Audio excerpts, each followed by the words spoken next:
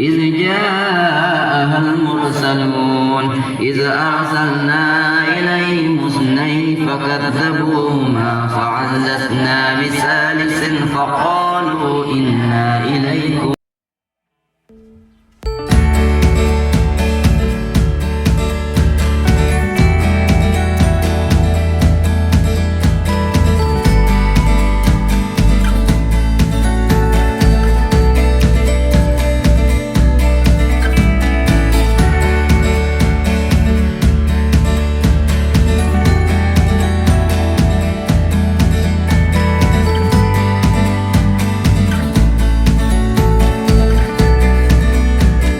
Assalamualaikum warahmatullahi wabarakatuh. Salam dan bahagia.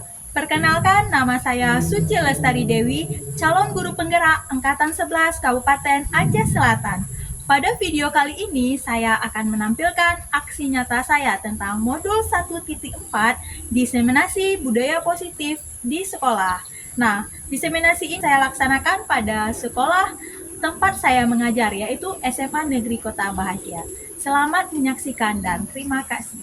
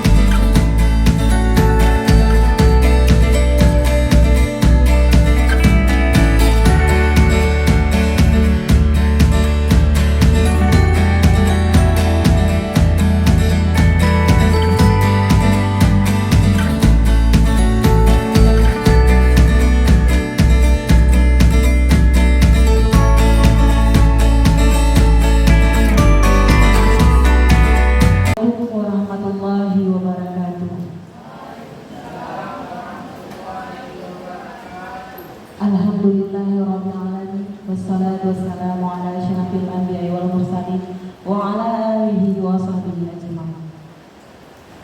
Puji syukur, marilah sama-sama kita panjatkan kehadiran Allah Subhanahu wa taala yang mana pada hari ini kita telah diberikan kesehatan dan kesempatan untuk bisa berhadir di ruangan yang istimewa ini. Selanjutnya, salawat dan salam kita puji sanjungkan kehadiran Nabi kita, Nabi besar Muhammad Sallallahu Alaihi Wasallam, yang mana dengan beliaulah kita telah diberikan ilmu untuk bisa berpikir ke arah yang lebih baik ke depan. Selanjutnya, kata-kata penghormatan kami yang kami hormati Bapak Kepala SMA Negeri Kota Bahagia. Selanjutnya kami hormati guru-guru hebat, teknik dan juga yang sudah dapat hadir pada hari yang berbahagia ini. Selanjutnya ada pun agenda kegiatan hari ini, yaitu adanya acara diseminasi aksi nyata pendidikan guru penggerak angkatan 11 di SMA Negeri Kota Bahagia. Adapun yang di sini yang akan kita lakukan yaitu untuk acara berbagi praktik baik budaya positif. Ya. Sebelum acara itu kita mintakan kepada Bapak Kepala untuk memberikan kata-kata sambutan kepada Bapak. Waktu dan tempat kami silakan. Baik.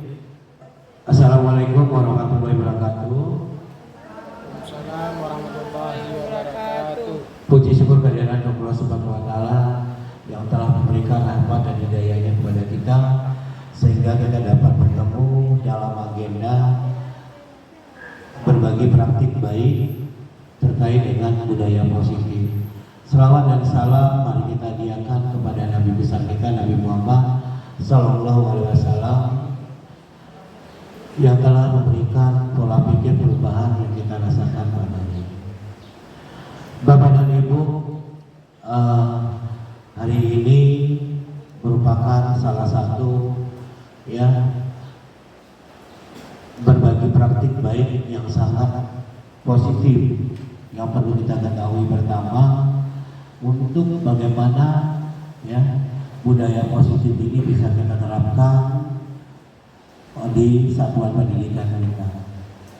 Nanti saya juga berharap kepada Bapak dan Ibu calon guru penggerak untuk bersinergi dan berkolaborasi bagaimana penerapan budaya positif ini baik dalam proses pembelajaran maupun dalam proses lingkungan di sekolah satuan pendidikan kita bisa berjalan sesuai dengan harapan dan bisa mencapai tujuan visi dan misi daripada sekolah kita. Selain itu juga untuk mencapai tujuan pendidikan secara nasional. Saya selanjutnya menyampaikan kepada Bapak Ibu CGP untuk memberikan pemaparan atau pemahaman kepada seluruh teman-teman yang ada di sini sehingga nanti teman-teman di satuan pendidikan kita bisa memahami dan bisa menerapkan budaya positif di sekolah kita.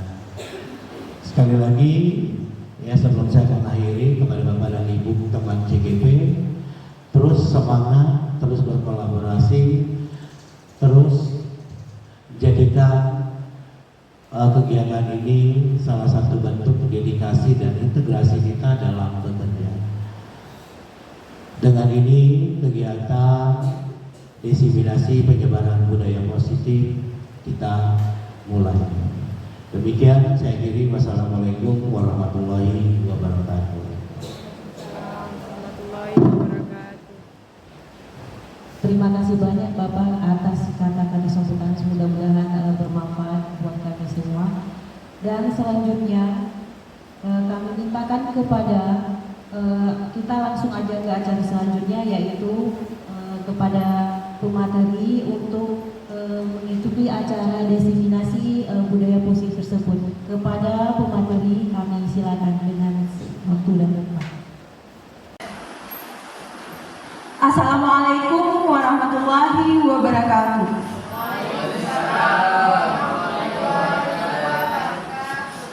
Terima terima kasih saya ucapkan kepada Ibu Moderator yang sudah mempersilahkan saya untuk mempresentasikan aksi nyata modul 1.4 diseminasi budaya positif. Saya Lestari Dewi, CGP Angkatan 11 Kabupaten Aceh Selatan. Baiklah Bapak Ibu, untuk mengawali presentasi kita kali ini, saya akan memaparkan sekilas tentang apa itu budaya positif. Sebenarnya, budaya positif ini sudah sering kita lakukan di sekolah kita. Namun, kita tidak tahu apa sih nama kegiatan yang kita lakukan di sekolah ini. Contohnya saja, kita ada mengadakan yasinan di setiap hari Jumat. Nah, itu merupakan salah satu budaya positif. Selanjutnya, kita juga mengadakan gotong royong di hari Sabtu atau pengembangan diri di hari Sabtu. Nah, itu juga merupakan budaya positif. Budaya positif lainnya yang sudah kita terapkan di sekolah adalah ketika pagi hari piket berdiri di depan gerbang menunggu siswa yang datang dan bersalaman dengan kita. Itu juga merupakan budaya positif. Jadi sebenarnya Bapak Ibu, budaya positif ini adalah budaya yang sudah sering kita lakukan dan sangat berkaitan erat di kehidupan kita sehari-hari. Namun kita tidak tahu kegiatan apa yang selama ini kita lakukan. Budaya positif di sekolah ialah nilai-nilai keyakinan dan kebiasaan-kebiasaan di sekolah yang berpihak pada murid agar murid dapat berkembang menjadi pribadi yang kritis, penuh hormat dan bertanggung jawab. Konsep inti budaya positif di dalamnya ada perubahan paradigma belajar, disiplin positif, nilai-nilai kebajikan, kebutuhan dasar manusia, motivasi perilaku manusia, posisi kontrol, keyakinan kelas, dan segitiga restitusi. Selanjutnya ada pembelajaran dengan paradigma baru.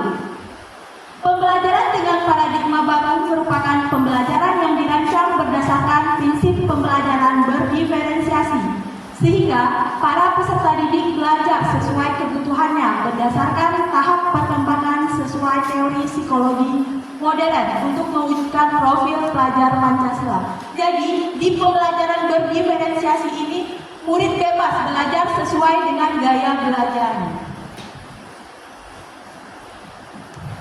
Selanjutnya ada perubahan paradigma, stimulus respon, dan teori kontrol. Bisakah kita mengontrol seseorang? Ini sebenarnya untuk mengontrol ini kita sering melakukan di kehidupan sehari-hari, seolah-olah kita bisa mengontrol orang lain. Tapi ternyata menurut stimulus respon dan teori kontrol, kita mencoba mengubah orang lain agar berpandangan sama dengan kita. Di teori kontrol, kita berusaha memahami pandangan orang lain tentang dunia. Yang kedua, perilaku buruk dilihat sebagai suatu kesalahan.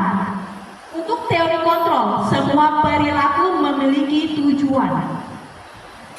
Selanjutnya, di stimulus respon, orang lain bisa mengontrol saya. Teori kontrol, hanya Anda yang bisa mengontrol diri Anda. Kita tahu bahwa orang lain tidak bisa merubah kita, hanya kita yang bisa merubah diri kita sendiri. Untuk stimulus respon lagi, pemaksaan ada pada saat rujukan gagal. Untuk teori kontrol, kolaborasi dan konsensus menciptakan pilihan-pilihan baru. Daripada kita memaksa, lebih baik kita berkolaborasi, berdiskusi hal apa yang sebaiknya kita lakukan. Selanjutnya, model berpikir menang kalah. Di teori kontrol, model berpikir menang-menang. Jika selama ini kita berpikir saya harus menang dan dia harus kalah, atau dia harus menang, saya harus kalah, tidak mungkin kita mengalahkan diri demi orang lain. Tetapi di teori kontrol, model berpikir menang-menang, di mana kita di sini diajak berdiskusi untuk menemukan solusi terbaik terhadap apa yang akan kita lakukan. Selanjutnya ada miskonsepsi tentang teori kontrol. Jelas, ini miskonsepsi. Ilusi guru mengontrol murid. Nah, itu hal-hal yang tidak harus kita pikirkan. Jangan berpikir bahwa kita bisa mengontrol murid. Itu merupakan miskonsepsi tentang teori kontrol. Yang kedua, ilusi bahwa kritik dan membuat rasa bersalah mampu menguatkan karakter. Kita sering kepada siswa, kamu ini kenapa terlambat ke sekolah? Kamu nggak tahu orang tua kamu capek-capek bekerja ngasih jajan ke kamu. Itu merupakan seseorang pembuat merasa bersalah. Kita pikir bahwa anak-anak bisa menguatkan karakternya melalui pembuat merasa bersalah itu. Tapi ternyata tidak, Bapak Ibu. Selanjutnya, ilusi bahwa semua penguatan positif efektif dan bermanfaat. Yang terakhir, ilusi bahwa orang dewasa berhak memaksa. Tentu saja sering kita sebagai orang tua atau kita sebagai bapak dan ibu guru berpikir bahwa mereka, murid-murid kita harus patuh kepada kita karena kita merupakan orang dewasa. Padahal di dalam teori kontrol itu merupakan miskonsepsi. Nah, di sini ada disiplin positif. Apa sih itu disiplin positif? Disiplin positif merupakan suatu cara penerapan disiplin yang bertujuan untuk menumbuhkan kesadaran serta memberdayakan peserta didik tanpa imbalan atau reward dan ancaman atau hukuman. Jadi sebenarnya disiplin positif itu bukan kita lakukan dengan ancaman. Kita sering ya Bapak Ibu, kita sering ini kalau kamu tidak kerjakan besok ibu berdirikan kamu di depan. Itu sangat sering kita lakukan selama ini. Atau siapa yang mau ke depan nanti ibu berikan pulpen. Nah, sebenarnya hal-hal tersebut tidak boleh Bapak Ibu. Disiplin positif. Dalam budaya kita, makna kata disiplin telah berubah menjadi sesuatu yang dilakukan seseorang pada orang lain untuk mendapatkan kepatuhan. Kita cenderung menghubungkan kata disiplin dengan ketidaknyamanan. Merupakan salah satu pendekatan disiplin diri yang memampukan seseorang untuk mengontrol perilakunya dalam kesadaran dan bertanggung jawab atas tindakannya sebagai wujud menghormati diri sendiri dan orang lain. Sebagai pendidik, tujuan kita adalah menuntun murid untuk memiliki disiplin diri sehingga mereka bisa berperilaku yang mengacu pada nilai-nilai kebajikan universal dan memiliki motivasi intrinsik bukan ekstrinsik. Selanjutnya ada pendekatan disiplin positif. Tidaklah tentang anak atau peserta didik secara langsung, tetapi tentang diri dan cara kita sendiri, baik sebagai orang tua, guru, ataupun orang dewasa yang memberikan dampak dan pengaruh positif kepada anak atau peserta didik. Pendekatan disiplin positif merupakan kemampuan individual pendidik untuk membina dan mendidik peserta didik secara individual ataupun secara kelompok. Pendekatan secara individual atau kelompok perlu mendapatkan dukungan kebijakan sekolah dan peran serta pemangku kepentingan sekolah.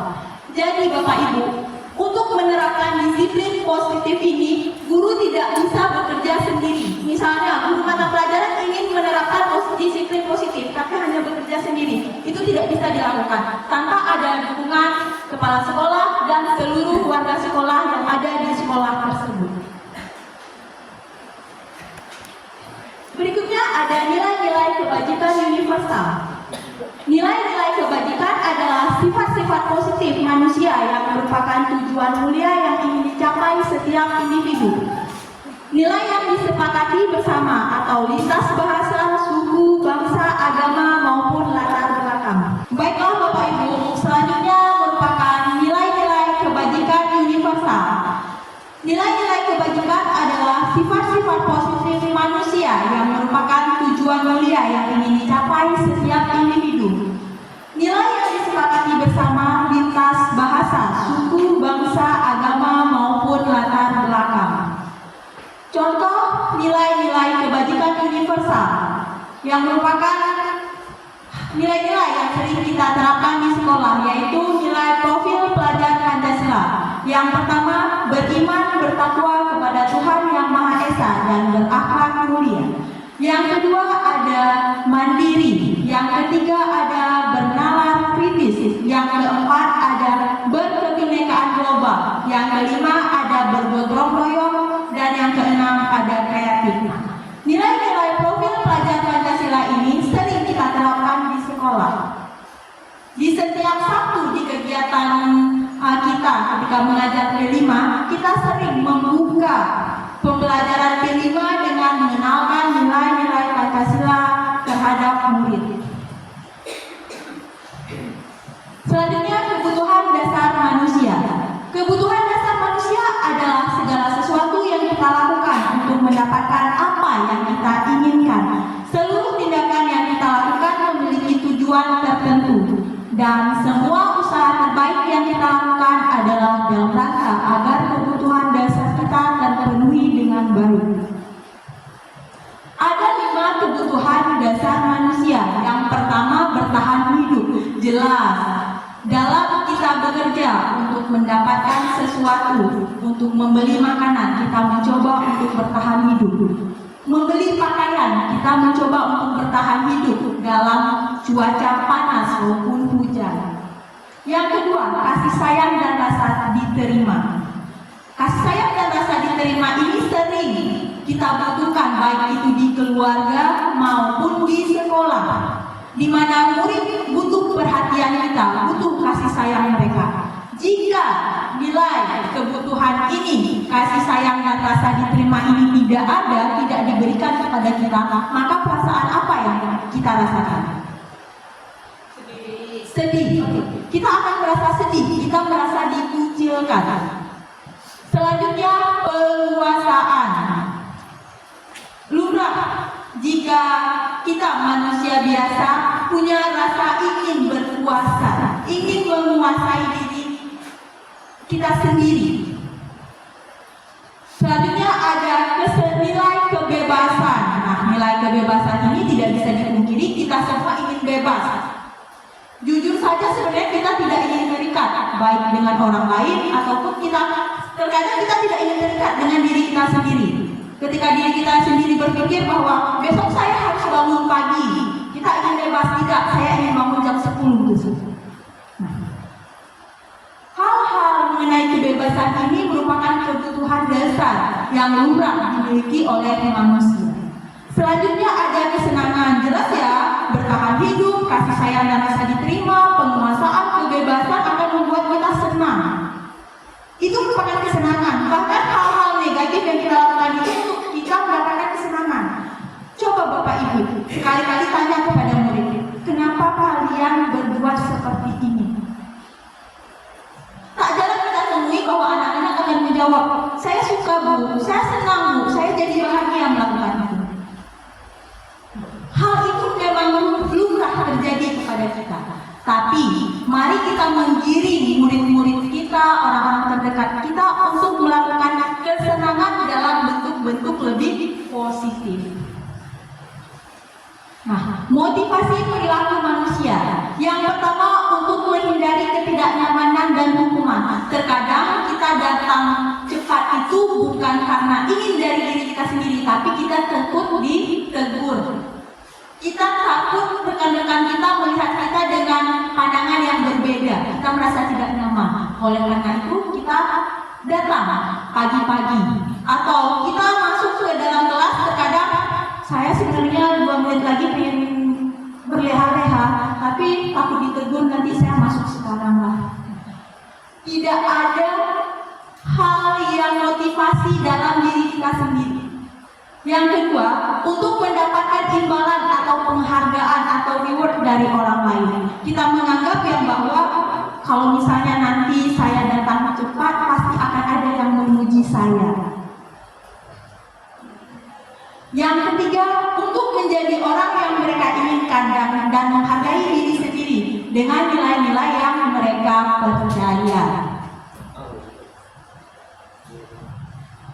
Ini merupakan perbedaan antara hukuman, konsekuensi, restitusi. Hukuman itu tidak direncanakan, bersifat satu arah, murid tidak tahu apa yang akan terjadi, berupa hukuman fisik dan psikis. Yang kedua, ada konsekuensi. Terencana sesuai aturan, murid tetap dibuat tidak nyaman. Sikap guru memonitor murid, hukuman sesuai aturan. Selanjutnya ada restitusi. Terencana sesuai langkah restitusi bersifat dua arah. Guru menciptakan kondisi nyaman pada murid. Selanjutnya perbedaan hukuman dan konsekuensi. Jika hukuman sesuatu yang menyakitkan harus terjadi, membuat anak sakit fisik maupun hati untuk jangka waktu lama. Anak membenci kedisiplinan, paksaan, mendorong anak menyakiti diri sendiri, konsep diri yang buruk. Anak belajar untuk menyembunyikan kesalahan, marah, rasa bersalah, dipermalukan, merasa tidak dihargai. Sedangkan konsekuensi, sesuatu harus terjadi, membuat anak merasa tidak nyaman dalam jangka waktu pendek. Anak menghargai disiplin, stimulus, dan tanggapan, mendorong anak agar mudah menyesuaikan diri, konsep diri yang baik. Anak belajar untuk mematuhi peraturan, kehilangan hak, dibuat tidak nyaman, diasingkan untuk sementara atau time out. Nah, selanjutnya ada 5 posisi kontrol guru.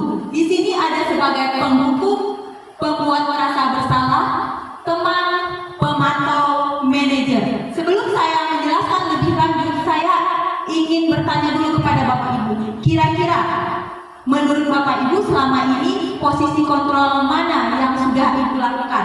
Sebelum Bapak Ibu mengetahui bahwa ada posisi kontrol guru. Penghukum. Oke, mari kita lihat.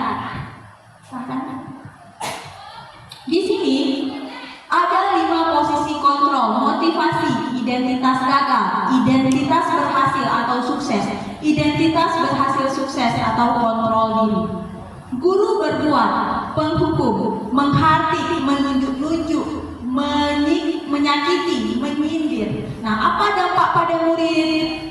Murid mengulangi kesalahannya. Selanjutnya ada pembuat merasa bersalah, berceramah dan mengatakan seharusnya, ibu kecewa.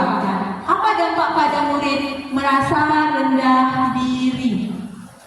Selanjutnya ada teman, membuat alasan-alasan untuk muridnya. Dampak pada murid lemah, tidak mandiri. Keempat ada pemantau, menghitung dan mengukur. Dampak pada murid, menitik beratkan pada sanksi atau hadiah untuk dirinya. Nah, yang kelima ada posisi sebagai manajer, mengajukan pertanyaan-pertanyaan. Dampak pada murid, mengevaluasi diri, bagaimana cara memperbaiki diri. Jadi di posisi manajer ini, anak diarahkan untuk menyadari kesalahannya dan menemukan solusi terhadap permasalahan yang telah dibuat. Selanjutnya, tadi pertanyaan ini sebenarnya sudah pernah saya tanyakan. Namun sebelum saya menjelaskan ada 5 posisi kontrol guru. Sekarang jika ditanya kembali, di mana posisi ibu bapak sebelum belajar modul disiplin positif? Penghukum. Oke. Bagaimana perasaan bapak ibu saat itu ketika menghukum murid-murid kita? Tidak tega. Sekarang di mana posisi bapak ibu berada? Manajer. Bagaimana perasaan bapak ibu setelah melakukan kontrol guru dengan posisi manajer? Bagaimana perasaannya? Senang dan juga tenang ya, karena kita tidak menghakimi secara sepihak murid kita. Next. Contoh 5 posisi kontrol. Penghukum, hormat bendera 1 jam, keliling lapangan 30 kali, push up 100 kali. Pembuat merasa bersalah, berapa kali ibu harus bilang, kamu selalu mengecewakan ibu, kamu selalu seperti ini.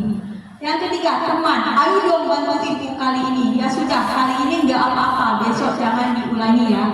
Yang keempat, pemantau, kamu sudah melanggar aturan, maka kamu wajib untuk membeli atribut sekolah, pulang ambil buku atau tugas.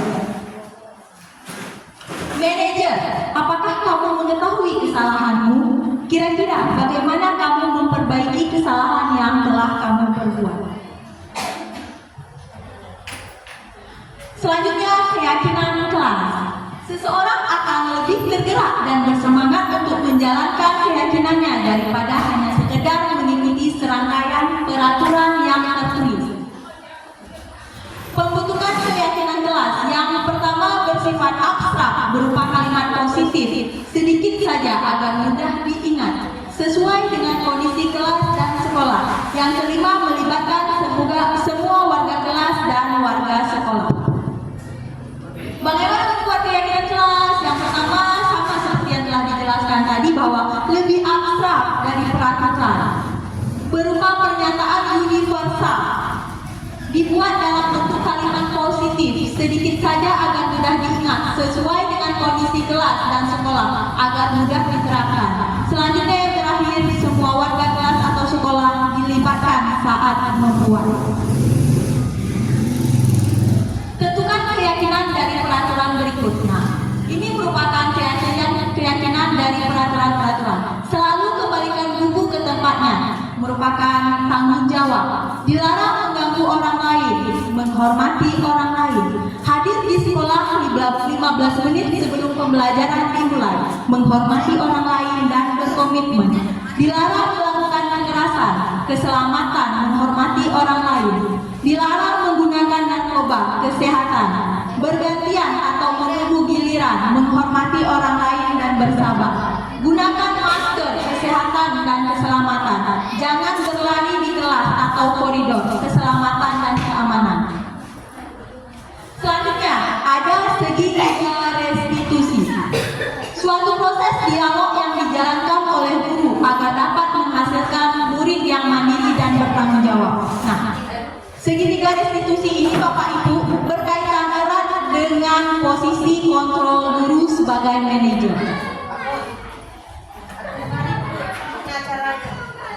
Validasi tindakan yang salah, menanyakan keyakinan, menstabilkan identitas. Ini merupakan hal-hal yang ada di dalam segitiga restitusi. Baik Bapak Ibu, untuk menjalankan segitiga restitusi itu, hal yang pertama yang harus kita lakukan adalah menstabilkan identitas dengan cara menanyakan atau mengatakan, setiap orang pasti pernah melakukan kesalahan. Kamu bukan satu-satunya yang pernah melakukan ini. Selanjutnya ada validasi tindakan yang salah. Kamu tentu punya alasan mengapa melakukan itu. Adakah cara yang lebih efektif untuk mendapatkan apa yang kamu butuhkan? Selanjutnya, yang terakhir, menanyakan keyakinan. Keyakinan kelas apa yang telah kita sepakati? Kamu ingin menjadi orang yang seperti apa? Dengan melakukan segitiga restitusi ini, kita membuat anak-anak berpikir terhadap kesalahannya dan mampu menemukan solusi terhadap apa yang telah dilakukan. Menstabilkan identitas. Bagian dasar dari segitiga bertujuan untuk mengubah identitas anak dari orang yang gagal karena melakukan kesalahan menjadi orang yang sukses. Anak yang melanggar peraturan karena sedang mencari perhatian adalah anak yang sedang mengalami kegagalan. Dia mencoba untuk memenuhi kebutuhan dasarnya, namun ada benturan. Kalau kita mengkritik dia, maka kita akan tetap membuatnya dalam posisi gagal. Kalau kita ingin ia menjadi reflektif, maka kita harus meyakinkan si anak dengan cara mengatakan kalimat-kalimat yang sudah saya jelaskan di awal. Selanjutnya, validasi tindakan yang salah. Menurut teori kontrol, semua tindakan manusia baik atau buruk pasti memiliki maksud atau tujuan tertentu. Seseorang guru yang memahami teori kontrol pasti akan mengubah pandangannya dari teori stimulus respon ke cara berpikir proaktif yang mengenali tujuan dari setiap tindakan.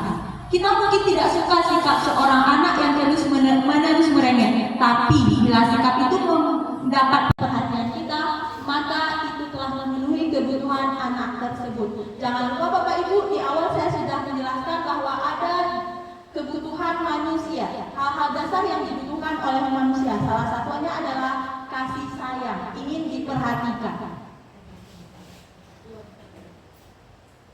Next Pak. Selanjutnya ada menanyakan keyakinan. Teori kontrol menyatakan bahwa kita pada dasarnya termotivasi secara internal ketika identitas sukses telah tercapai dan tingkah laku yang salah telah divalidasi. Maka anak akan siap untuk dihubungkan dengan nilai-nilai yang dia percaya dan berpindah menjadi orang yang dia inginkan. Next. Nah, ini Bapak Ibu, saya akan menampilkan sebuah video restitusi, segitiga restitusi yang sudah saya lakukan di sekolah kita. Mungkin ini dapat menjadi pelajaran ataupun ini dapat memotivasi Bapak Ibu untuk menerapkan segitiga restitusi dalam menyelesaikan permasalahan yang telah dibuat oleh murid kita. Selamat menyaksikan.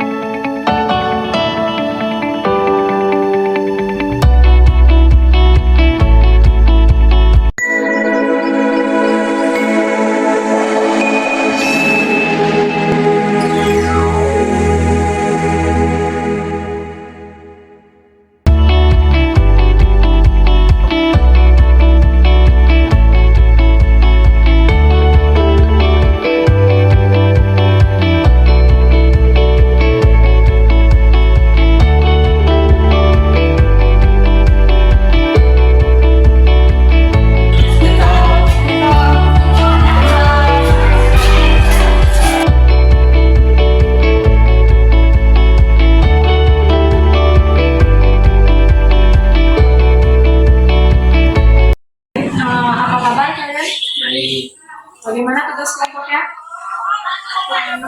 Kurang aman. Kenapa kurang aman?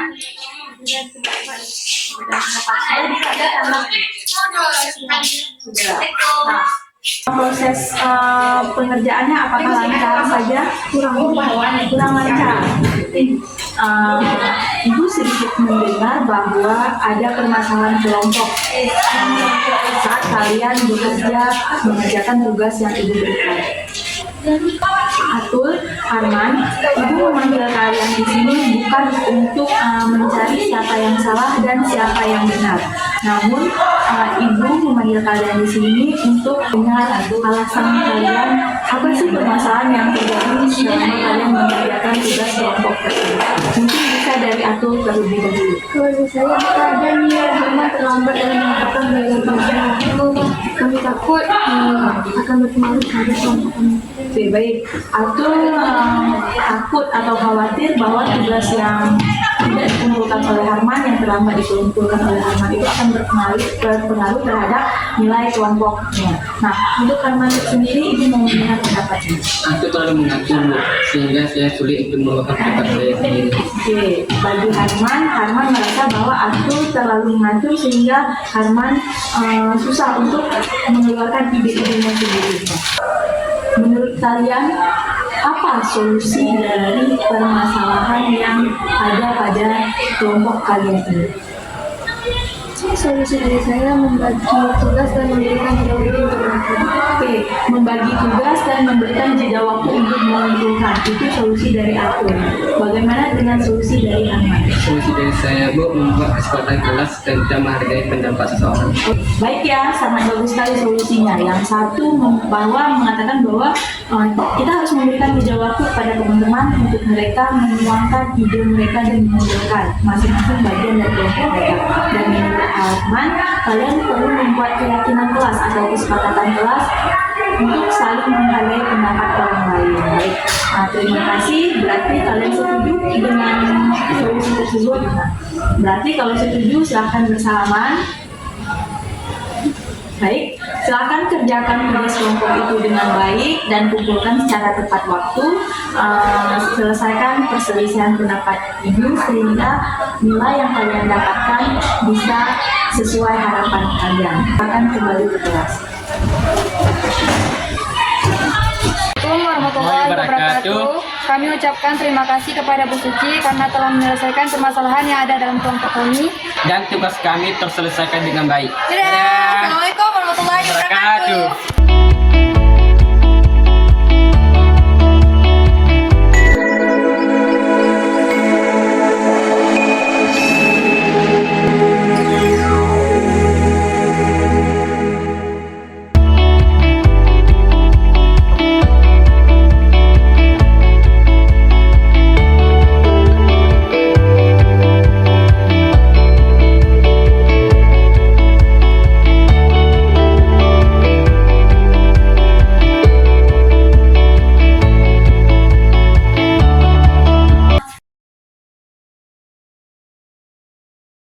Zaki? Baik Bu, Pembelajaran di dalam kelas lancar. lancar. Menurut kamu bagaimana frekuensi kamu datang ke sekolah akhir-akhir ini? Agak sedikit lambat. Aku sedikit terlambat. Kamu tahu kenapa ibu panggil kamu ke sini? Tidak. Menurut dengan apa yang kamu sebutkan sebelumnya tadi agak sedikit terlambat datang ke sekolah, ibu perhatikan bahwa kamu akhir-akhir ini memang sering datang terlambat ke sekolah. Ibu panggil kamu ke sini bertujuan untuk mengetahui apa sih alasan kamu sehingga terlambat datang ke sekolah. Apakah ada permasalahan yang terjadi di rumah? Keseringan bergadang dan main game, makanya tidak datang. Ibu tidak menyalahkan kamu terhadap bahwa kamu sedang bermain game dengan suka-sukanya bermain game. Apa alasan kamu mengorbankan waktu sekolah kamu dengan bermain game? Karena saya suka bermain game. Kamu suka bermain game. Ibu tidak menghalangi kamu untuk bermain game. Kamu tidak salah mengenai sesuatu hal. Cuma silahkan diatur waktunya. Kapan kamu harus bermain game dan kapan harus kamu mengatur waktu di sekolah kamu. Untuk kasus kamu ini, ibu ingin bertanya apa yang harus kamu lakukan dan solusi apa yang akan kamu berikan agar kesukaan kamu tetap bisa kamu jalankan dan di sekolah tetap kamu bisa tepat waktu. Tidur lebih cepat. Dengan tidur lebih cepat. Bagaimana dengan game tadi? Banyak game kurang game. Oke, dengan memperbanyak mengurangi bermain game. Apa yang harus kalian lakukan agar tidak datang terlambat? Membuat kesepakatan kelas Membuat kesepakatan kelas tentang jangan terlambat. Oke, membuat kesepakatan kelas tentang jangan terlambat datang ke sekolah atau tidak hadir tepat waktu ya. Baik, apakah kamu setuju dengan apa yang kamu sampaikan tadi? Sudah yakin akan datang tepat waktu dan melakukan solusi yang sudah kamu sebutkan tadi? Baik, kamu sudah menyebutkan solusinya dan menyebutkan permasalahannya. Ibu harap kamu akan datang tepat waktu mulai besok ya. Diperbaiki lagi bahwa sekolah itu menjadi hal yang utama dibandingkan bermain.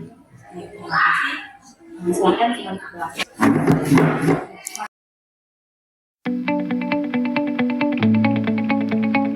Assalamualaikum warahmatullahi wabarakatuh.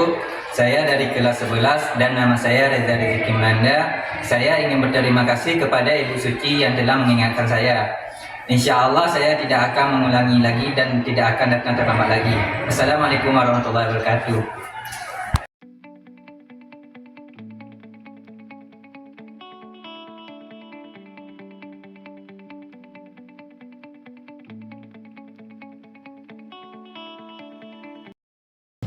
Nah, demikian Bapak Ibu, itu merupakan hasil dari segitiga restitusi yang sudah saya terapkan di sekolah kita. Semoga dengan adanya video ini kita bisa perlahan-lahan, memang tidak bisa sekaligus untuk menerapkan hal-hal yang sudah saya paparkan tadi. Namun semua saya berharap bahwa dari adanya aksi nyata saya ini kita bisa menerapkan disiplin-disiplin positif, budaya-budaya positif yang dapat mengubah suasana atau yang dapat membuat sekolah kita menjadi lebih baik ke depannya. Baik, mungkin ini saja dari saya. Apakah ada yang ingin memberi saran atau pertanyaan? Oke, baik, silakan Bu.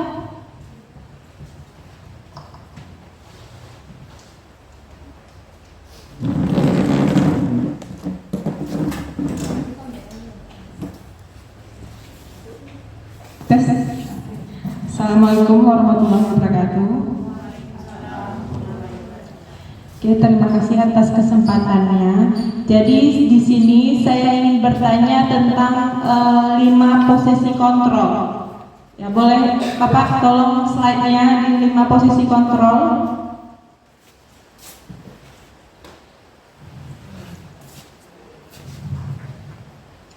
Ya, jadi kan ini 5 posisi. Bukan yang tadi. Nah, ini. Ya.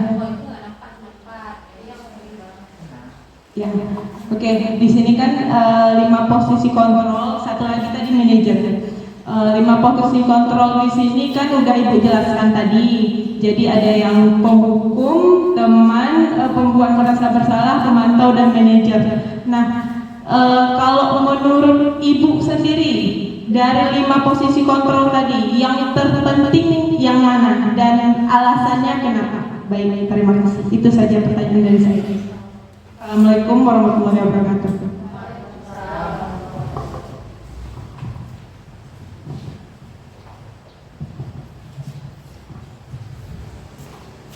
Baik, terima kasih saya ucapkan kepada Bu Larsa atas pertanyaannya. Nah, tentu saja dari tadi ketika saya menjelaskan tentang disiplin positif, posisi kontrol guru, kita berpikir ini sebenarnya yang mana yang paling bagus tentang kelima posisi kontrol tersebut, karena biasanya saya melakukan posisi kontrol sebagai seorang teman ada, penghukum ada, bahkan sampai manajer. Sebenarnya kelima posisi kontrol yang paling bagus itu adalah sebagai seorang manajer. Saya tadi sudah memperlihatkan kepada Bapak Ibu bagaimana cara melakukan segitiga restitusi, di mana di posisi manajer ini berkaitan sekali dengan pelaksanaan segitiga restitusi. Di situ terhadap kesalahan-kesalahan yang dilakukan anak-anak, guru dan siswa, guru dan murid sama-sama berbuat untuk melakukan sesuatu. Di situ murid dituntut untuk menemukan kesalahan yang telah diperbuatnya, kemudian menemukan solusi apa sih yang harus saya lakukan ke depannya agar saya terhindar dari kesalahan ini, agar saya tidak melakukan kembali kesalahan ini. Nah, dalam posisi manajer ini kita membina murid, bukan menyalahkan murid. Ketika kita sebagai posisi kontrol, sebagai penghukum, kita akan menghukum murid. Oh, kamu sudah berbuat salah ini, silakan ke kamar mandi, bersihkan kamar mandi. Berbanding terbalik dengan posisi sebagai manajer, kita mengajak anak-anak untuk berbicara, menyadari kesalahan yang telah diperbuat, kemudian menemukan solusi-solusi yang bagus yang akan diterapkan untuk perbaikan murid kita ke depannya. Demikian dari saya. Apakah ada pertanyaan lagi?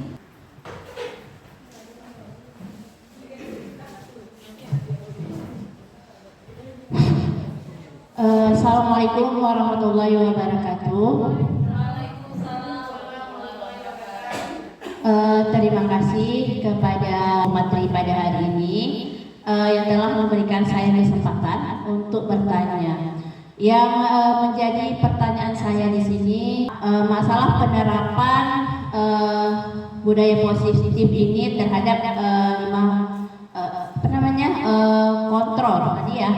Nah, di sini yang mau saya tanyakan, misalnya di sekolah kita ada 2 orang guru dengan versi yang berbeda-beda. Misalnya guru A, dia sifatnya menggunakan kontrol manajer, dan yang kedua menggunakan kontrol penghukum. Nah, bagaimana jika anak yang dihukum itu membeda-bedakan antara guru A dan guru yang satunya lagi? Nah, bagaimana kita menyikapi hal tersebut? Itu saja mungkin agar anak tersebut tidak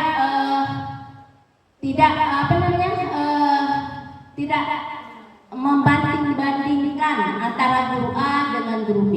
Terima kasih.